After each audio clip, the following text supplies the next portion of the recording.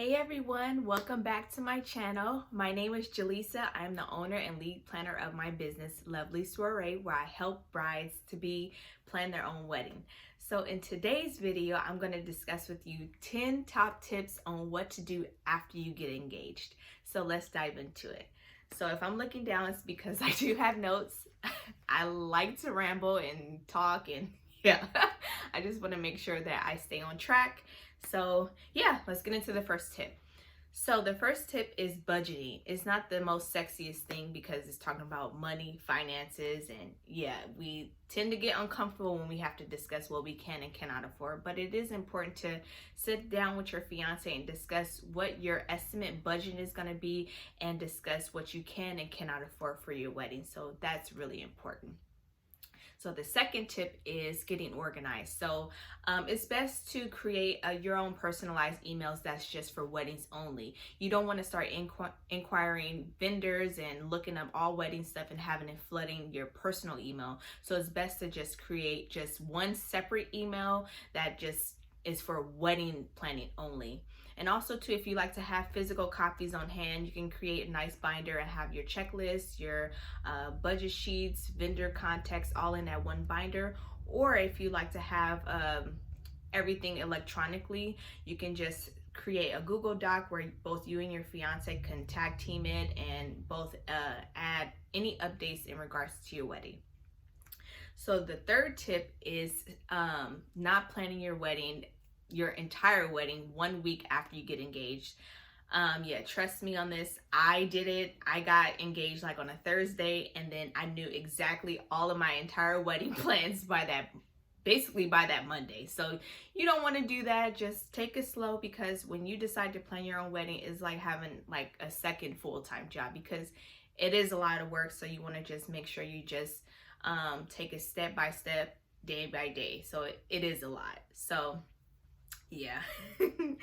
And the fourth tip is basically basic planning, which is creating your wedding vision. What do you want your whole wedding to look like? What is your wedding colors? What's your theme? What's your design concept? So you can go on Pinterest and create just one board with everything on there, from the way you want your wedding dress to look like, what kind of flatware you want, your centerpiece, floral arrangements. So you can create a mood board from there, and you can just create your entire wedding vision just using Pinterest, or if you want to look for other resources, which is you can use Instagram hashtags and find inspirations from there too.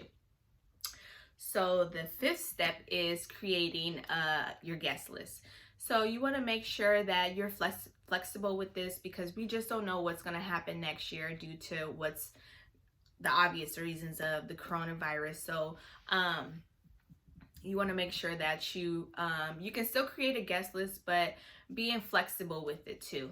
And also when the moment you get engaged, it's like everybody out the woodwork be like, oh, I know I'm invited, am I invited? But to keep your stress level down, don't agree with inviting them right away, especially if you haven't created your guest list yet, because you do not want that kind of stress along the lines, especially if you have to start cutting your guest list down. So that's important too.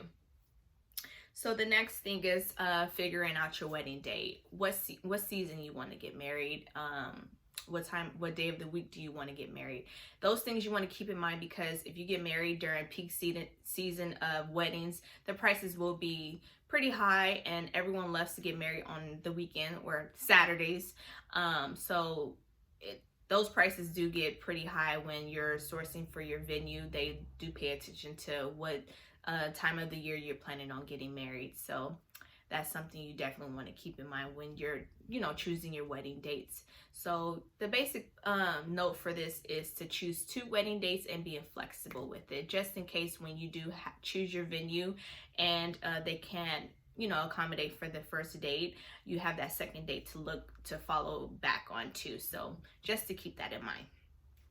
So the next thing is, since we're on the topic of venues, securing your venue. So when you're researching, one thing you want to keep in mind is, do you want a venue that has everything all inclusive? And what that means basically is they have all the tables, chairs, linens, flatware, on-site caterer or in-house caterer and an on-site coordinator as well. So that's something you want to pay attention to. And these venues are basically like hotels, banquet halls, and restaurants that would pretty much have everything all inclusive. So if you're planning on getting married, like say at a park, you won't have access to all of those things because you will have to outsource for the tables, chairs, linen. So you do want to just keep that in mind, especially if you're planning your own wedding.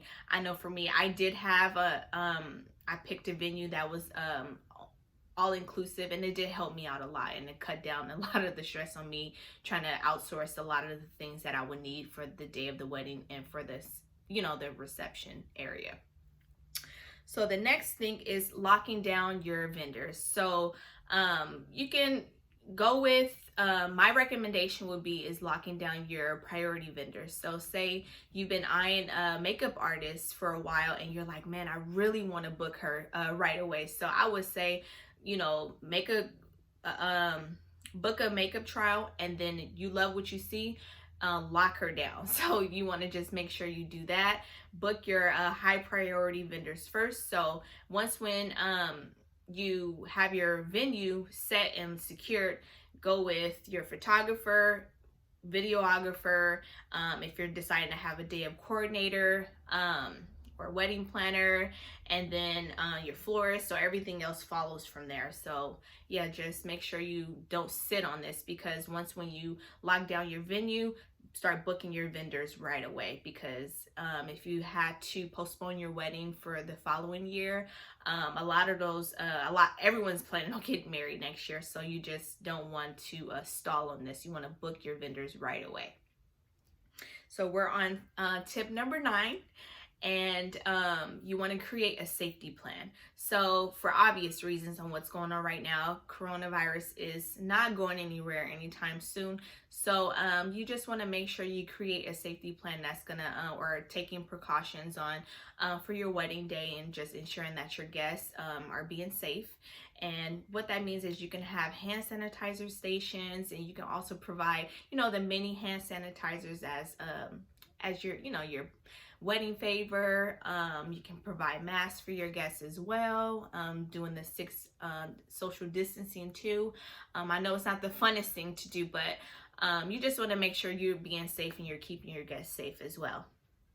And so the final tip I have for you is to include your fiance in your wedding plans.